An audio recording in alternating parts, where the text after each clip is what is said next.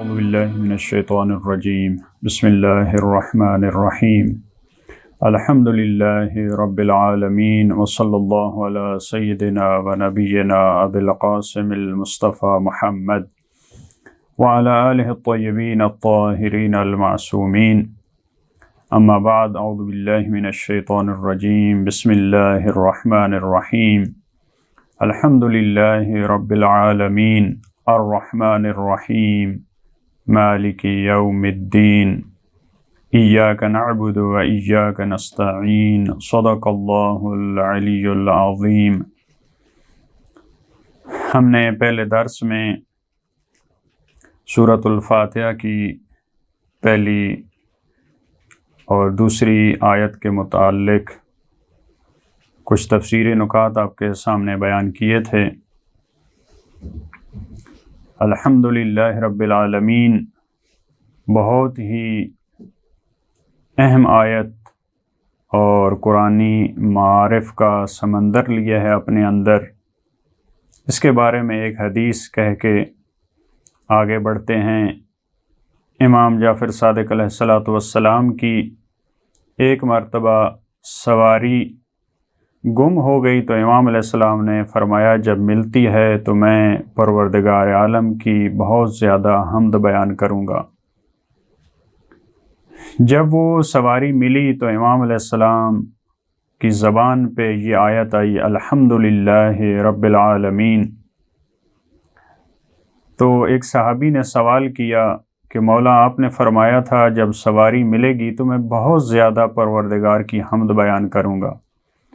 تو امام علیہ السلام نے فرمایا کیا آپ نے نہیں سنا کہ میری زبان پہ الحمدللہ رب العالمین آیا ہے؟ جب انسان اس آیت کی تلاوت کرتا ہے تو یہ پروردگار کی بہت زیادہ حمد کرنے کے مترادف ہے۔ اسی وجہ سے ہماری یہ عادت ہونی چاہیے جب بھی ہمیں کوئی نعمت ملے، چاہے وہ کھانے کی صورت میں ہو چاہے کسی اور صورت میں ہو، تو ہماری زبان پہ الحمدللہ رب العالمین کے کلمات آنے چاہیے۔ یہ ایسی آیت اور ایسی دعا ہے جو قرآن کریم میں پہلے والے انبیاء ان کی زبان پہ بھی جب ان کو کوئی نعمت ملتی تھی ان کی زبان پہ بھی الحمدللہ کے کلمات جاری ہوتے تھے۔ ہم نے عرض کیا کہ اس آیت میں پروردگار عالم نے یہ فرمایا کہ ساری کی ساری حمد، ساری کی ساری تعریفیں اللہ کے لیے ہیں جو عالمین کی پرورش کرنے والا ہے۔ اس کے بعد والی آیت الرحمن الرحیم، حمد اللہ کے لیے ہے۔ کیوں حمد اللہ کے لیے ہے؟ کیونکہ وہ عالمین کا رب ہے، جو عالمین کی پرورش کرنے والا ہے، جو ان کا خالق و مالک ہے، جو ان کا رازق ہے۔ تو یہ تو ایک عقلی سی بات ہے، ایک فطری سی بات ہے کہ جو انسان کو نعمت دیتا ہے، جو انسان پہ فضل و کرم کرتا ہے، انسان اس کا شکریہ ادا کرتا ہے۔ تو اس آیت میں بھی اسی بات کی طرف اشارہ ہے کہ اس کی حمد ضروری ہے، اس کی حمد کرتے ہیں سب۔ کیوں؟ کیونکہ وہ عالمین کا پالنے والا ہے، وہ عالمین کو نعمتیں دینے والا ہے۔ اور اس کی حمد اس وجہ سے بھی کی جاتی ہے الرحمن الرحیم، وہ رحمان بھی ہے اور رحیم بھی ہے۔ رحمان کا ہم نے بسم اللہ میں اشارہ کیا کہ وہ ایسی وسیع رحمت والا ہے کہ جس سے ساری کی ساری مخلوقات اس کی رحمت سے فائدہ اٹھا رہے ہیں۔ سمندر کے اندر ایک مچھلی بھی اس کی رحمت سے فائدہ اٹھا رہی ہے، ہوا کے پرندے بھی اس کی رحمت سے فائدہ اٹھا رہے ہیں۔ اسی وجہ سے سورۃ الملک میں فرمایا ما یمسکہن الا الرحمن، یہ پرندے جو فضا میں اڑ رہے ہیں ان کو کس ذات نے وہاں پہ روکا ہوا ہے؟ رحمان نے۔ الرحمن علم القرآن، جو ہم قرآن پڑھ رہے ہیں، جو قرآن سیکھ رہے ہیں، جو ہمیں یہ علوم عطا کیے ہیں، یہ بھی رحمت پروردگار کی تجلی ہے۔ لہذا وہ اتنی عظیم اور اتنی وسیع رحمتوں والا ہے۔ ایسا نہیں ہے کہ اگر ایک کافر، اگر ایک مشرک اس کی نافرمانی کرتا ہے تو وہ اس کا رزق روک دیتا ہے، وہ بھی اس دنیا کی لذتوں سے، وہ بھی اس دنیا کی نعمتوں سے فائدہ اٹھا رہا ہے۔ یہ رحمان ہے۔ اور رحیم جو تسلسل کے ساتھ مومنین کو رحمتیں دے رہا ہے، یہ اس کی خاص رحمت ہے۔ دیکھیں، الرحمن، الرحیم، الرحمن پروردگار عالم کا، دو پروردگار عالم کے ایسے نام ہیں، اللہ اور الرحمن۔ الرحمن الف لام کے ساتھ، یہ دو ایسے نام ہیں جو مخلوقات کے لیے، انسانوں کے لیے ہم نام نہیں رکھ سکتے۔ اللہ کا نام بھی کسی کا نہیں ہو سکتا، الرحمن بھی نہیں ہو سکتا، کیونکہ یہ بھی پروردگار عالم کے ساتھ خاص ہے، لہذا اس کے خاص ناموں میں سے یہ ہے۔ لیکن رحیم یہ غیر خدا کا بھی، جیسے قرآن کریم نے سرور کائنات کے لیے فرمایا وَبِالْمُؤْمِنِينَ رَؤُوفٌ رحیم، تو یہ رحیم والا نام یہ ہو سکتا ہے غیر خدا کے لیے بھی۔ تو حمد ہے اس پروردگار کی جو عالمین کا رب ہے، جو رحمان ہے، جو رحیم ہے، مالک یوم الدین۔ اس کی حمد اس وجہ سے ہے کہ جزا کے دن کا مالک، بدلے کے دن کا مالک وہی ذات ہے۔ دیکھیں، جب ہم نے توحید کو سمجھ لیا، جب ہم نے پروردگار کی ربوبیت کو سمجھ لیا، اس کے بعد ہمیں قیامت کی طرف متوجہ کیا جا رہا ہے۔ یہ اصول دین میں سے دوسرا اصول ہے جو سورۃ الفاتحہ میں بیان ہو رہا ہے۔ ابتدائی آیات میں پہلے توحید کا تذکرہ، اب قیامت کا تذکرہ، مالک یوم الدین۔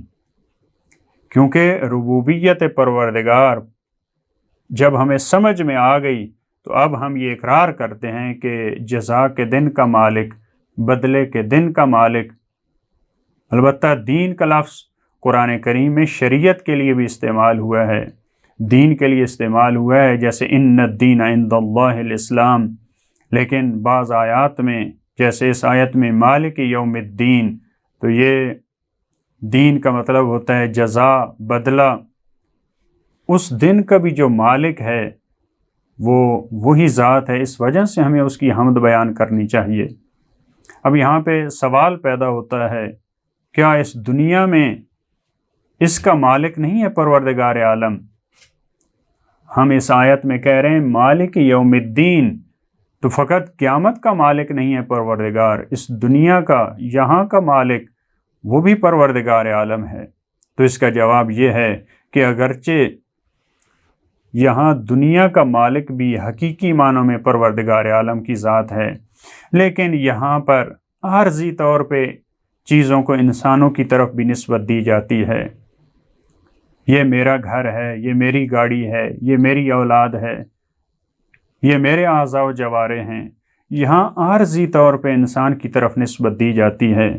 لیکن قیامت میں جب انسان کی روح پرواز کرتی ہے تو اس کے سارے سلسلے، دنیا سے سارے ناطے اس کے ختم ہو جاتے ہیں۔ لہٰذا قرآن کریم نے فرمایا کہ اس دن کون مالک ہے حقیقی؟ لمن الملک اليوم، اس کا جواب کیا ہے؟ للہ الواحد القہار۔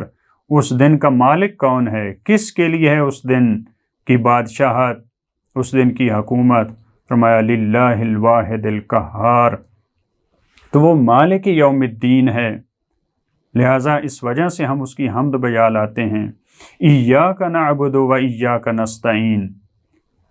اب جب ہمیں پروردگار کی ربوبیت سمجھ میں آ گئی، اس کی رحمت ہمیں سمجھ میں آ گئی، ہمیں یہ معلوم ہو گیا کہ قیامت کے دن کا مالک وہی ہے، اب سارے حجاب ہٹ گئے ہماری آنکھوں سے، اب ہم نے پروردگار کے حضور کو درک کیا ہے۔